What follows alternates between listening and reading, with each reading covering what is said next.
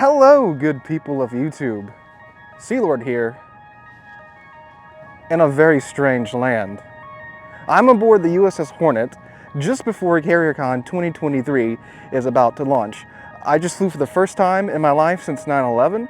I think I crossed 3 or 4 time zones. It's maybe Saturday, I think, but we're here, and well, there's a lot to see here, and we're gonna hopefully get to show you guys a good bit of it before I myself take part in their Warships content creator panel along with myself and Sea Raptor and a couple other guests.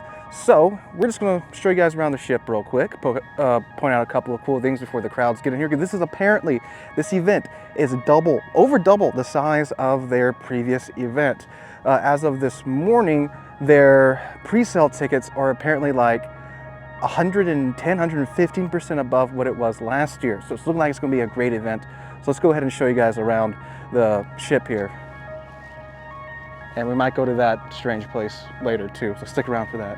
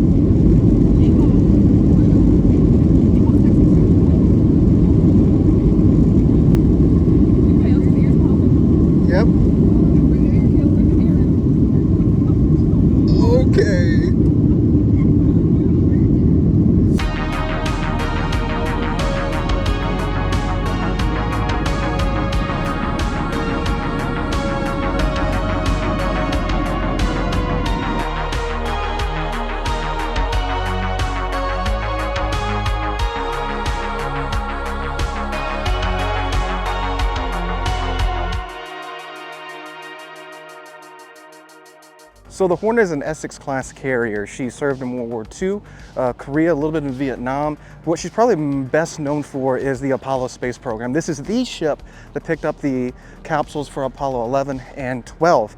This is the ship where those guys that walked on the moon, Buzz Lightyear and all of them, they set foot on this ship, the first solid thing they set foot back on after returning to Earth. And that by itself is incredibly cool. She's in a bit of a Texas situation, but actually a worse than Texas situation, because she is kind of in the middle of nowhere. Alameda used to be a really big naval city, but the Navy pulled out some time ago. If you can't hear, she's actually docked on an active port. So she's in a bit of a rough spot there. And when these guys invited me out here to partake in this, I thought, yeah, cool. Museum ship, helping them out, very cool. And this is what hopefully others will do to help save these ships from the scrapyard, because this ship isn't funded by the state of California at all. It's all privately funded. Normally through hosting events like this one with CarrierCon is their own, but they also host multiple events throughout the year. You can check out their Facebook page and their other social media pages to see what they do. One thing they are working on, if you notice, the flight deck from here is in pretty rough shape, but here you can tell they're working on fixing that up. So hopefully they'll get that done in a speedy manner. So if you notice too, the ship's still in her 1970s configuration. It hasn't been restored to World War II era or anything like that because, well, they kind of can't afford to do so. It is well known for the 70s with the Apollo program, well, in the 60s with the Apollo program and such. You see the Apollo 11 and 12 pods? Sure. Yeah. The white things on the bridge? Yeah. Yeah, that's cool. I think that's a neat touch. Again, it's mostly original from the 1970s configuration. If you notice too, over there, of course she wasn't fitted with the angled flight deck. She was refitted to have that. We borrowed that idea from the British. So they currently have 2 aircraft up here on the flight deck at the moment. You have an S3 ASW aircraft. This was, I believe, the first fully committed jet ASW aircraft after the S2, which was a turboprop. And in addition to the S3 here, which is in pretty good shape, we've got this aircraft, which those of you that have seen the movie Final Countdown might recognize. This is a Texas trainer. In the movie The Final Countdown, that's the movie where, I don't know, someone had a fever dream or something and they decided to somehow get funding to make a movie about where the Nimitz goes back in time to Pearl Harbor and has a chance to stop the Pearl Harbor attacks. This aircraft, I don't know if this one in particular, maybe not, I don't know. But this model of aircraft was used to play the role of the Japanese Zeros during the movie. If you come over here, and if you look at it, squint, and if you film it on 1970s, 1980s movie film, and you paint a couple of meatballs on the side of it, it looks pretty similar. It's got the tri-bladed propeller and kind of the same overall shape. That's pretty cool. It's in really good shape too. I'll tell you what though too, like again, in game, these ships seem not that big. I mean, like aircraft carriers in game are some of the bigger ships in game. And when the Essex was in game, and hopefully will be returning sometime soon, you know, it was big, but it was like, yeah, it's a decent sized carrier. Than like the Midway and stuff was obviously much larger. But really, this ship's massive. I can tell you from walking the entire flight deck for this portion of this video, it's large. And then you think about like the Nimitz and Gerald R. Ford and Enterprise, which is much larger than this one. And here we are at the bow of the ship after a nice brisk like 5 or 6 minute walk. If you look in the parking lot, it's starting to fill up. We're about an hour away from the event starting. And right now, this is mostly just the cosplayers, the artists, and the other guests of the event, not even the, well, attendees of the event showing up yet. So it's going to be quite large. My first CarrierCon, or convention altogether. I'm from Podunk, Louisiana. The only convention we have is a Southern Baptist convention. All right, so here we are on the main hangar deck, which is where most of the event's being held at. We're gonna do a walkthrough real quick, just go over what's here, and then we'll take a look at some of the other aircraft they have on display. There's some pretty neat stuff here, especially from like the Apollo program. So let's go. So first off, everyone's favorite airplane in War Thunder right now, we have the F-14 Tomcat. Actually, it's the second most favorite plane right now, and we have this gentleman who looks very sharp. Thank you. Yeah, I see how y'all got the actual hats. You got the Hornet hat, you got the Arizona hat. All Yeah. White. I like that. See, cool people here. So anyway, yeah, F-14, second favorite plane in War Thunder right now for most people. The one that I'm currently trying to grind through, but I don't know, we don't have about 6 months of grinding left on it. So all throughout the event, like you've seen, you've got people walking around with various cosplays going on for things that I don't really know. Try Emerald's here. He's I'm the weeb. He's a translator. He's about half a decade younger than me, so he understands most of this stuff. So if you look to our left, we've got the Dadalorian, as he's probably best called now. Pedro Pascal. Camera woman apparently has a crush on him. And then we have the not a MiG American jet fighter right here. I don't know, this is a weird point in the 1950s when all jet fighters were like, we swear to God, it's not a MiG copy, but it kind of is. But it's better than a MiG, supposedly. I don't know, I'm not a plane person. Ship person, not a plane person. Then we have here probably my favorite helicopter ever made because it looks like something that like Keltec would make. Come closer. Look at where I'm pretty sure that's the transmission for the rotors up there, and it's just in front of the pilot's face without much coverings over it. Why? I don't know, but this thing looks crazy.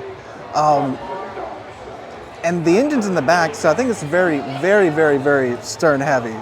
So I think if you will find videos of this thing trying to land, they always land butt first because that's where all the weight's at. We got absolutely crazy helicopter. Darth Vader's behind me too, right there. And Palpatine too. Oh, that's a good Palpatine. That's a very good Palpatine. Like he's got the hands and everything going on.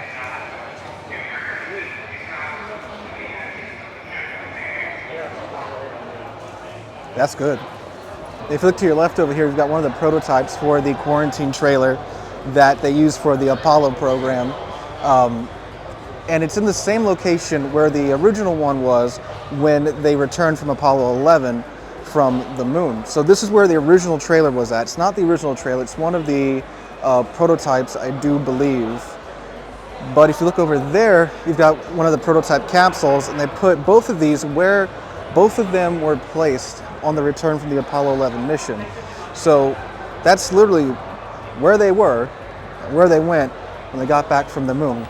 If you look on the deck, they even painted the footsteps from where Buzz Aldrin walked from the capsule to the quarantine trailer, which is incredibly cool in my opinion. All right, so now we're gonna go through Artist Alley. You can just take a peruse of what's there. I understand little to no of this. There's some Star Wars stuff at the end that I fully understand, but other than that, good luck getting an explanation out of that for me.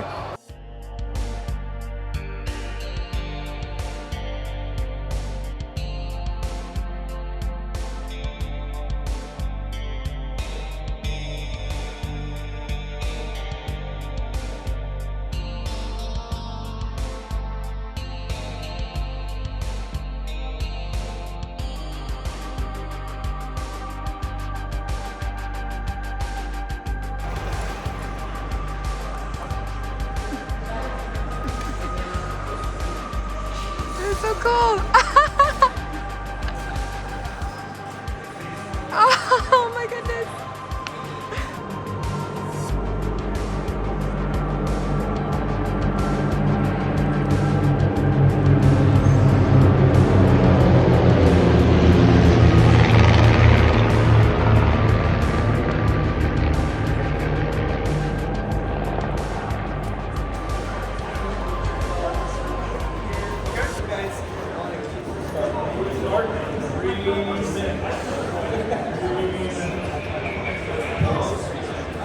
So, I think everybody here needs no introduction, but we need to do it first.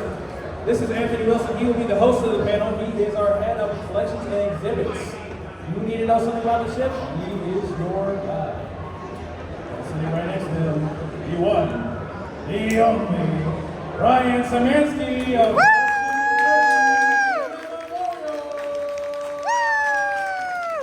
And right over there, you love him from his live streams. I'm finding out to go entirely too long because I passed out when I watched them. SealordMountbatten.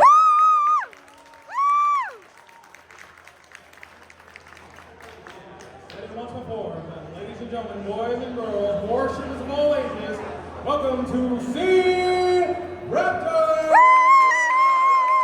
Airship escort needs to permanently be in the game. Oh, yes, absolutely, yes. Oh, why? It's fun. Do I have to have an opinion? I'm dead so serious. I think I've only played 2 games.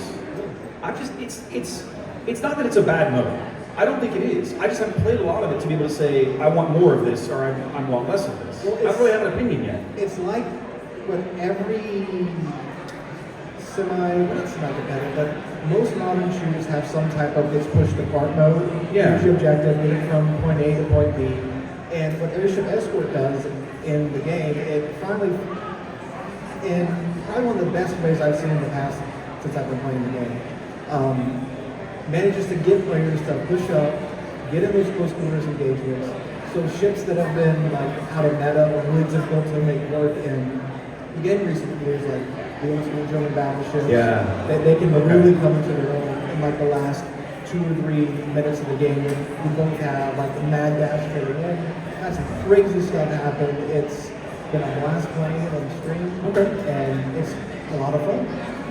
Okay, so I'll go with true because he sold me.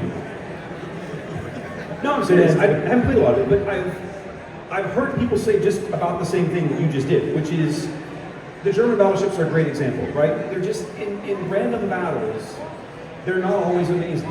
They can be very difficult to make work depending on what the opposing team does and where you spawn and what the map is and blah, blah, blah. There's a million variables that go into it.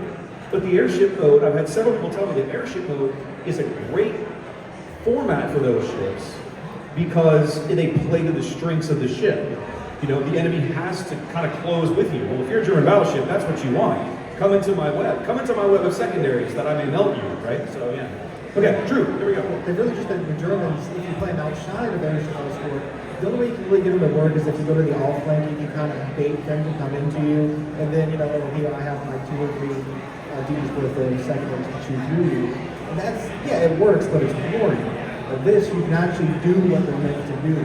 Get you to play more, get you to enjoy more, get back to that, you know. Aerial spotting mechanics. Aerial spotting mechanics. It's come up the entire life of the game.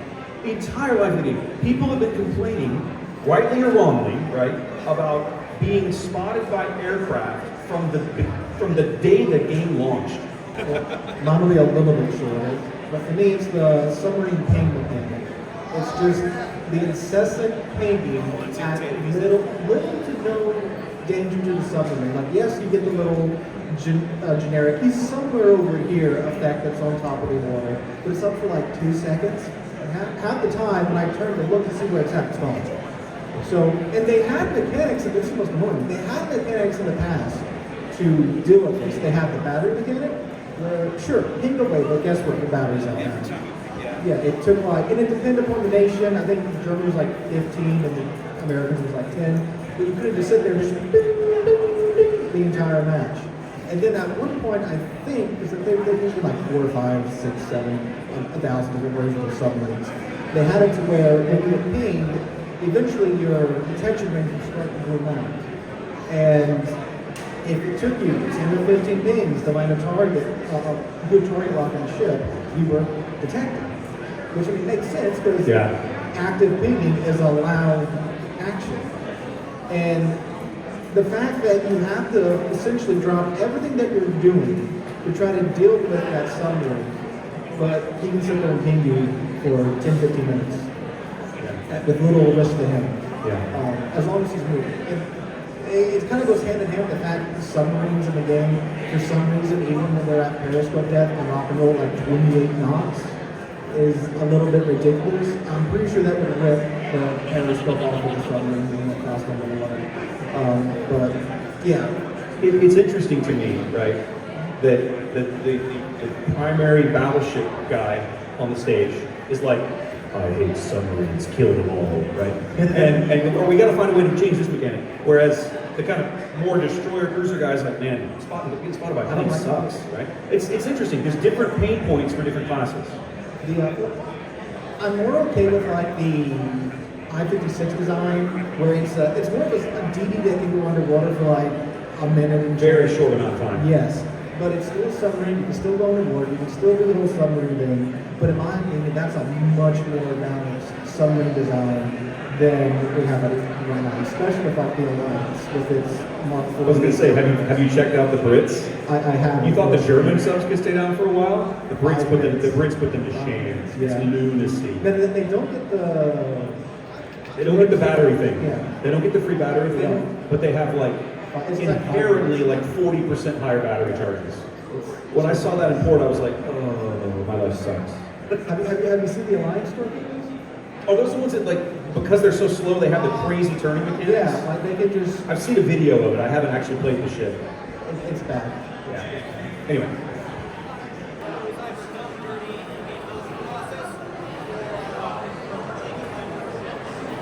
A ship we used to like was Done dirty. Oh, that was done dirty by Oregon.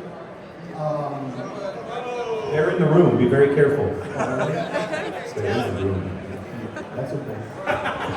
So, where do I start? So, one that's legitimately quite painful to me would be Shikishima, because it was a Japanese battleship that I could build for secondaries, and she has 3 of those guns as secondaries, so they did 30 millimeters longer. And with the old commander skills, it was just click, and now the destroyer is dead.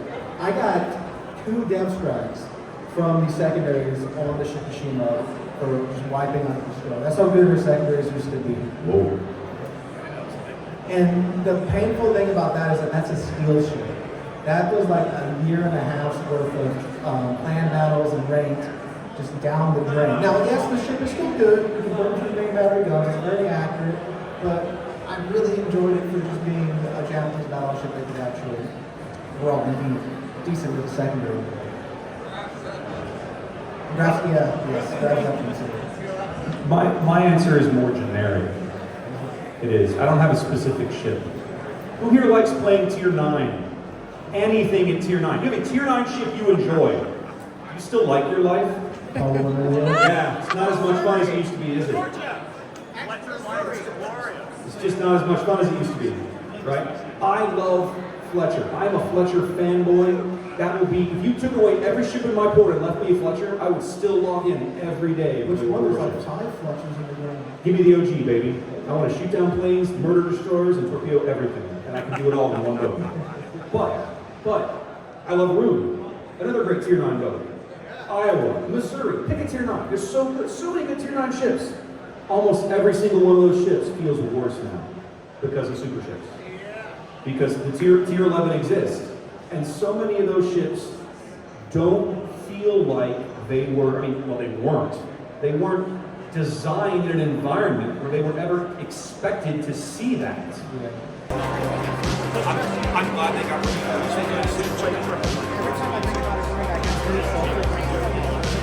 Yeah, exactly. Your knees. Oh, your knees. Uh-oh. It's his fault.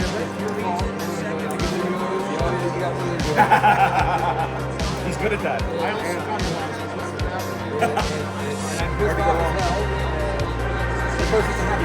Yes. Changed everything out.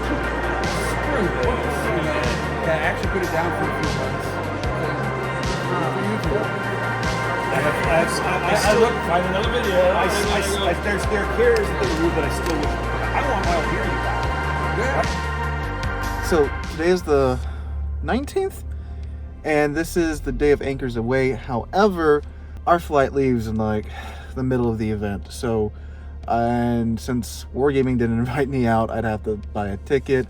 We'd be there for like 2 or 3 hours, and it's not really worth it, in my opinion, at least. So what we are going to go do is drive around to San Francisco, and our flight leaves in a few hours, so we don't have time to get out and do anything there. So we're gonna drive over the Golden Gate Bridge, see if we can see Alcatraz, and see a couple of sites in San Francisco, depending on how bad the traffic is. We are at a very nice Nissan Altima, courtesy of Enterprise. I rented an economy car, but all the economy cars were taken, so they gave us this thing. And when I got in it, we were literally the first people to rent this. It has 6 miles on it, and it's got 34 miles now, all put on by yours truly. So it's a pretty nice car. California's been pretty neat. It's, granted, we are in Alameda, which is apparently like the uppity side of things. We'll see how San Francisco is like, and see if all the stories we've heard about it is true. But we're gonna go ahead and roll out now, so come join us on our quick little trip to San Francisco.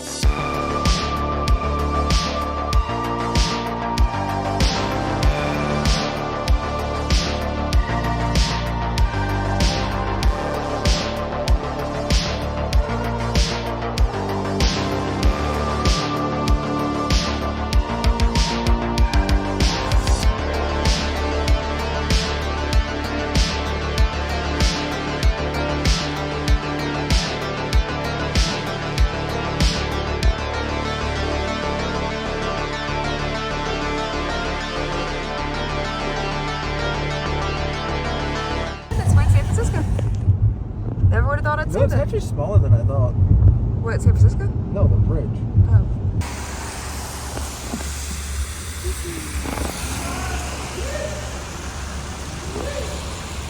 Look at you. Yes, sir. This poor Nissan Altima. Look at this. This is crazy. Golly. Come on, Nissan. Oh, it's not liking it. Now we gotta stop and start. Oh my, I can't even see what. Oh my God.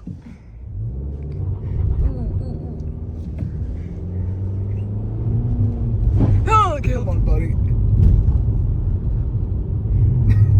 This is crazy. my car would be having a panic attack. Oh my god. Oh my God.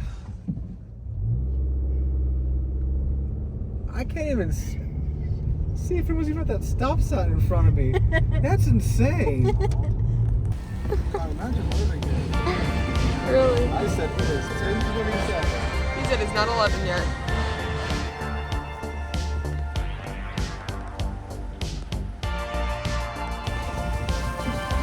Like these idiot tourists.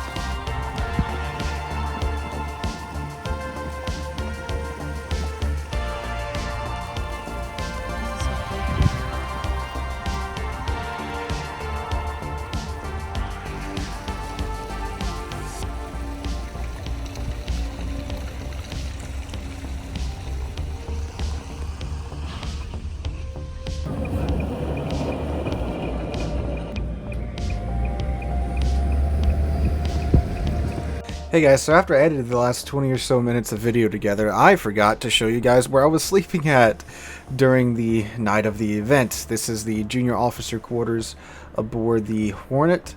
It is quite the step up from the last time I spent the night aboard a museum ship, which would be the Kid, where I slept in the enlisted quarters, which was a lot more compact. This was a much more comfortable place to spend the night.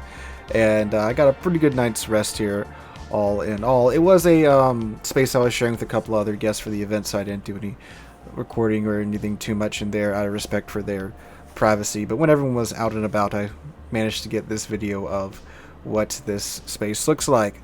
So all in all, it was a great trip. I had a blast at the event, and I'll gladly go back if I'm invited back next year. It was quite the experience to finally get out all the way out there, out west to California. It wasn't quite what I was expecting. It was a really, really beautiful place, even though it was like Godzilla 2014 weather outside with that overcast and such most of the time that we were there.